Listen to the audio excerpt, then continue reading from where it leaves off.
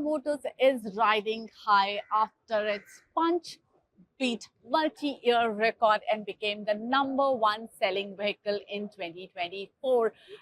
And to talk now, what is the future? What products are we expecting from Tata Motors? I have with me Mr. Vivek Srivatsa. Vivek, congratulations. Thank you very Punch much. broke multi-year records, multi-decade record. So now tell me, 2024, in fact, if you see last 3-4 years, Tata Motors has seen a big jump in their sales numbers. You have seen a great increase in your market share. But now from here on, what is your strategy? Because the more you grow, uh, the expectations also grow and the Absolutely. competition also Yeah. grows. See, and the growth that we've had, and we are very thankful for customers to trust us on that. But there are still many market gaps that we can fill up. So the focus is on that. And you know, with Sierra, we got Curvv earlier. There are many pockets in the market that we can fill, and that is the direction we'll go. On the other side, I think customer experience and ownership experience is something that we'll work on very strongly, so that we really deliver a lot of satisfaction to our current owners, even more than what they are experiencing currently.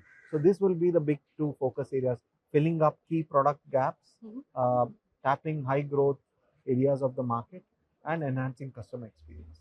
Yeah. You mentioned Curvv. I want to ask, we have seen Curvv perform around 3,000, 4,000 vehicles per month, but the potential in that segment is much higher. We Yeah. see other competitor products doing much higher numbers.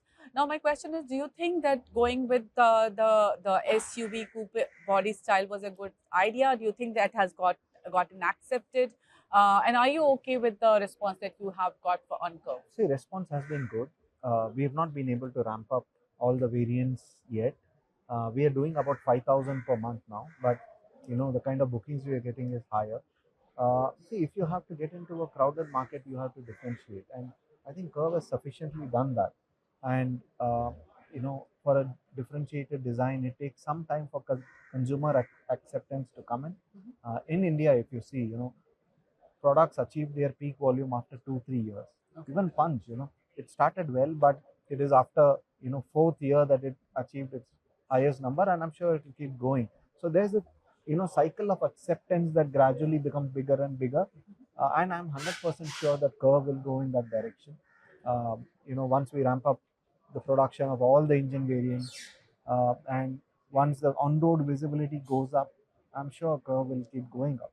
Initial response has been quite good, I would say, and we are not worried about that unique aspect of the design at all. In fact, we are 100% convinced that we had to deliver a differentiated product. Okay.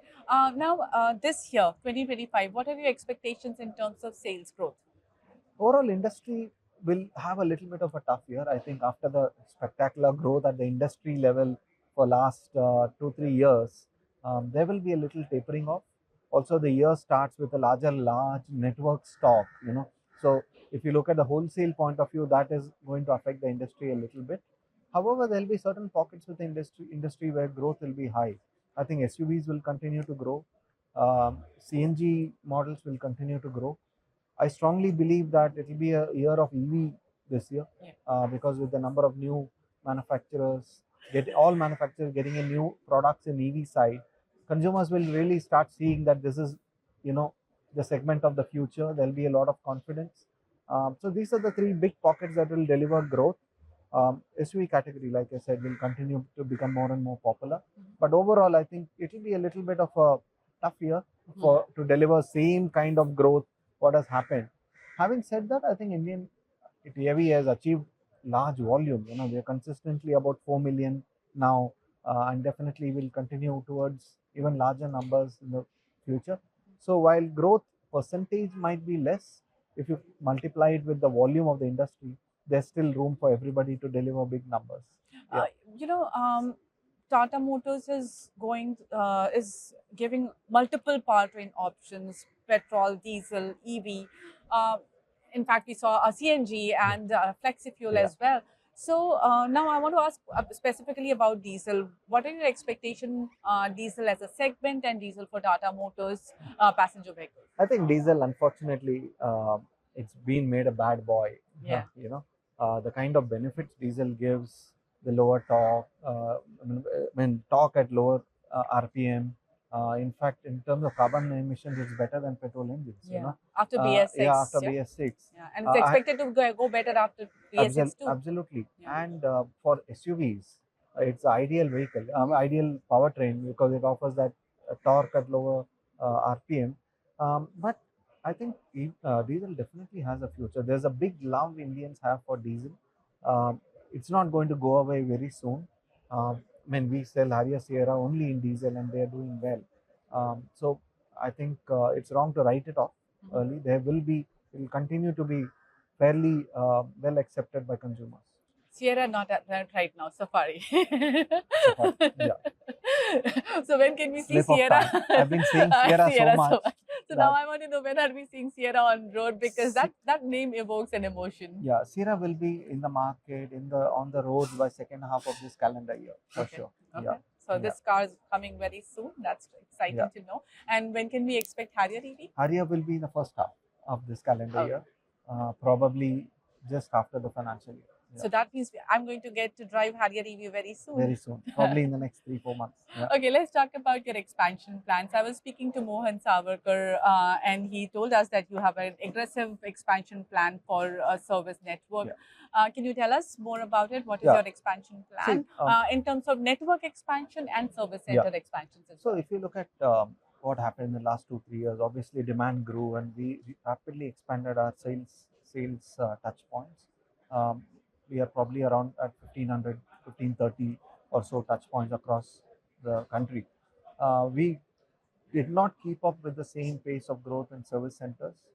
And as the years go by and the service cycles require customers to come in for their periodic services, the load in our service centers have really gone up.